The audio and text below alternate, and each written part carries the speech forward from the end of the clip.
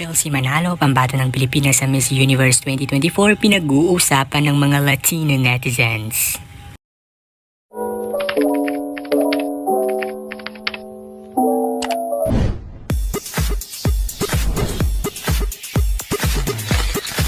Hello pageant lover, hello universe, welcome to my YouTube channel.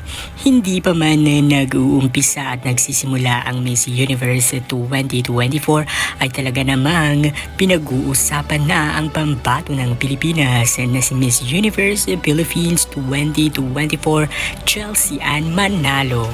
Nakatanggap ng mga appreciation comments si Chelsea Manalo mula sa mga Latino netizens na kung sana isa sa kanilang tinitingala at iniidolo ang pambato ng Pilipinas na si Chelsea Ann Manalo sa Miss Universe 2024 na gaganapin sa Viva Mexico. Para sa mga Latino netizens ay nararamdaman daw nila na napaka-relatable at napaka-genuine na tao daw ni Chelsea Manalo.